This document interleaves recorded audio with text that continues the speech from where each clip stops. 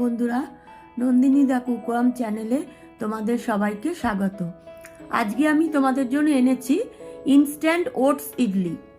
এই রান্নাটা যেমন সুস্বাদু খেতে তেমনি স্বাস্থ্যসম্মত আর খুব তাড়াতাড়ি রান্না হয়ে যায়। তাহলে এবার এসো দেখে নিই কীরকম করে বানাবো ইনস্ট্যান্ট ওটস ইডলি। এই রান্নাটাতে মেন ইনগ্রেডিয়েন্টস তিনটে লাগবে: ওটস, টক দই আর সুজি। এইবার একটা প্যান হালকা গরম করে নেব। তার মধ্যে 1 কাপ রোলড ওটস দিয়ে 1 মিনিট মতো হালকা করে রোস্ট করে নেব। এটাতে কিন্তু খেয়াল রাখতে হবে খুব বেশিক্ষণ কিন্তু এটা রোস্ট করা যাবে না, খুব হালকা একটু 1 মিনিট মতো রোস্ট করে নিতে হবে। এবার গ্যাসটা অফ করে এটাকে একটা পাত্রে ঢেলে নেব। যতক্ষণ না এটা রুম টেম্পারেচারে আসে অথবা একটু হালকা ঠান্ডা হয় ততক্ষণ কিন্তু এটা আমরা সরিয়ে রাখবো। সেই সময়ের মধ্যে প্যানে 2 থেকে 3 ছোট চামচ সাদা তেল গরম করে তার মধ্যে 1 চামচ গোটা সর্ষে আর বিউলির ডাল একটু ভেজে নেব। তার মধ্যে 1/4 চামচ হিঙের গুঁড়ো দেব। 1 মুঠো কারি পাতাকে কুচি করে কেটে নিয়ে দিয়ে দেব। এবার 1/2 চামচ আদা গ্রেট করে আর 2 থেকে 3টে কাঁচা লঙ্কা ছোট করে টুকরো করে কেটে সব জিনিসগুলো এই তেলের মধ্যে হালকা করে একটুখানি নাড়াচাড়া করে নেব।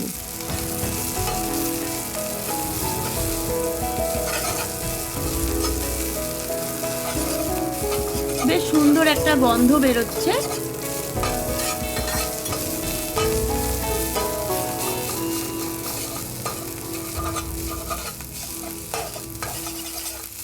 এবার এর মধ্যে 3/4 কাপ সুজি দিয়ে একটুখানি 1.5-2 মিনিট মতো নাড়াচাড়া করব অল্প আঁচে। এখানেও কিন্তু সেই একটা জিনিসই খেয়াল রাখতে হবে যে সুজি যেন কালার না এসে যায়।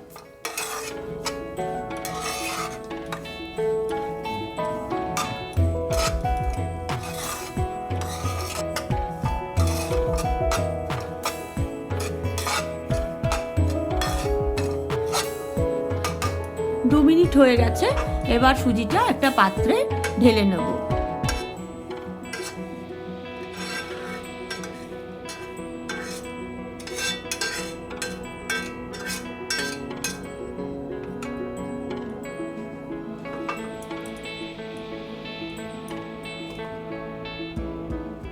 এতক্ষণে রোলড ওটস যেটা আমরা রোস্ট করেছিলাম সেটা কিন্তু ঠান্ডা হয়ে গেছে। এবার এটা মিক্সিতে আমরা একটু হালকা করে একটুখানি পালস দিয়ে এটাকে ঘুরিয়ে নেব। খুব যেন রিফাইন্ড না হয়, খুব মিহি যেন না হয়, মানে একটুখানি কোর্সলি গ্রাউন্ড করতে হবে এটা।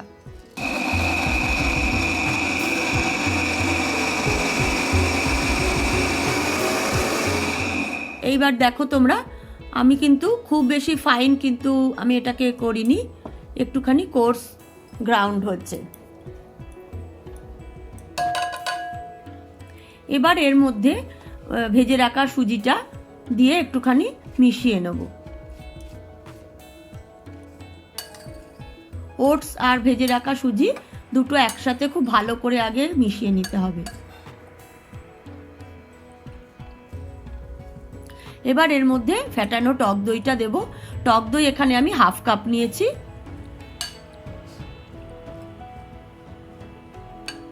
এবার 1 কাপ রুম টেম্পারেচার জল দিয়ে খুব ভালো করে এটাকে মিক্স করতে হবে।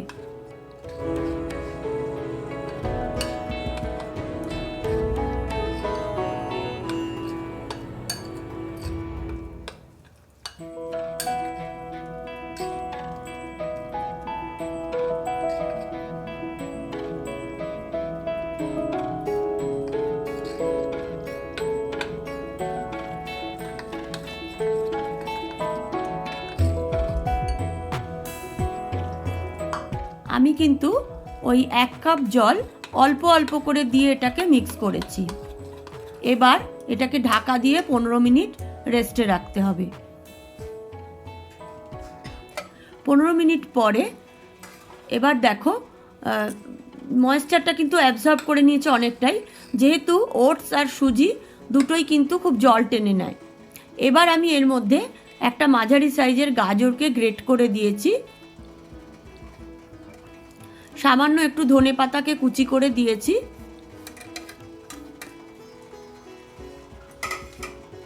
এবার এই গ্রেট করা গাজর আর ধনেপাতাটাকে কিন্তু ওই ব্যাটারটার ভেতর ভালো করে মিশিয়ে নিতে হবে। আমি আরও 1/4 কাপ জল দিয়েছি। আমার টোটাল 1 কাপ আর 1/4 কাপ জল লেগেছে।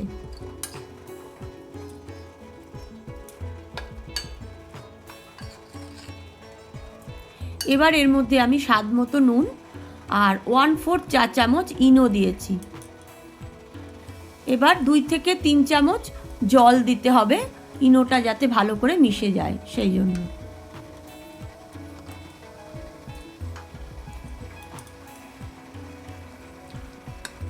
খুব বেশি যেন জল এতে না দেওয়া হয়, ইডলি ব্যাটার কিন্তু একটু ঠিক হয়, তা নইলে কিন্তু ইডলিটা ঠিকমতো হবে না। এবার সবটাকে একসঙ্গে খুব ভালো করে একটা মিক্স করে নিতে হবে।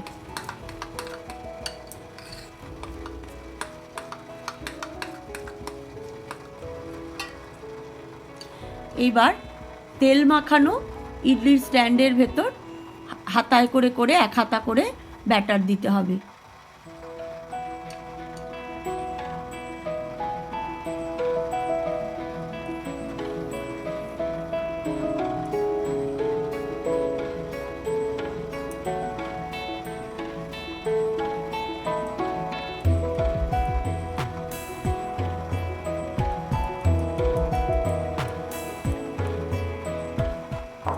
ইডলি স্ট্যান্ডটা একটুখানি ঠুকে সেট করে নিতে হবে।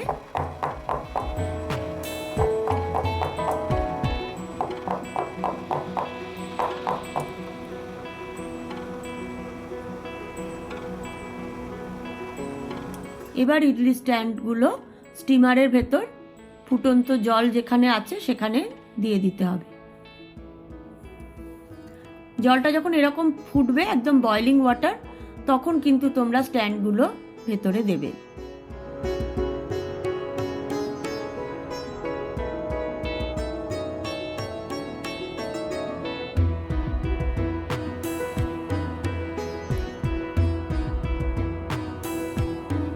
এবার ইডলি কুকারের ঢাকা বন্ধ করে 10 মিনিট স্টিমে দিতে হবে।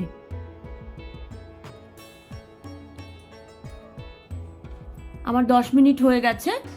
এইবার আমি ইডলি স্ট্যান্ড বের করে নেব। আর 10 মিনিট হয়ে যাওয়ার পর কিছুক্ষণ তোমরা চাইলে 2-3 মিনিট কি 5 মিনিট মতো স্ট্যান্ডিং টাইম দিতে পারো। এইবার আমি এই চামচটাকে জলে একটুখানি ডিপ করে নিয়ে ইডলিগুলোকে স্কুপ আউট করে নেব। এইভাবে ইডলি স্কুপ আউট করলে কিন্তু খুব সহজেই ইডলিগুলো উঠে আসে, তোমরা দেখতেই পাচ্ছ।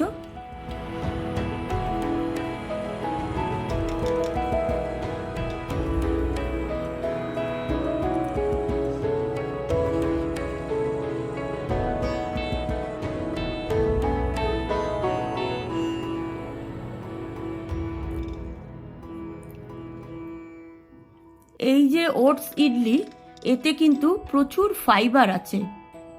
আর এখন সমস্ত ডাক্তারবাবুরা, নিউট্রিশনিস্টরা সকলেই বলছেন যে বেশি করে ফাইবার ওলা খাবার খেতে হবে। যারা ওয়েট লস প্রোগ্রামে আছো তাদের জন্য এটা তো একদম আইডিয়াল খাবার। বা ধরো যাদের এমনি কোনো সমস্যা নেই, তারাও কিন্তু এই ধরনের ফাইবারযুক্ত খাবার বেশি খেলে শরীর সুস্থ থাকবে। যাদের বাওয়েল মুভমেন্ট নিয়ে প্রবলেম আছে তাদের পক্ষেও কিন্তু এটা খুব ভালো একটা খাবার। এমনকি এটা ডায়াবেটিক রোগীরাও খেতে পারে।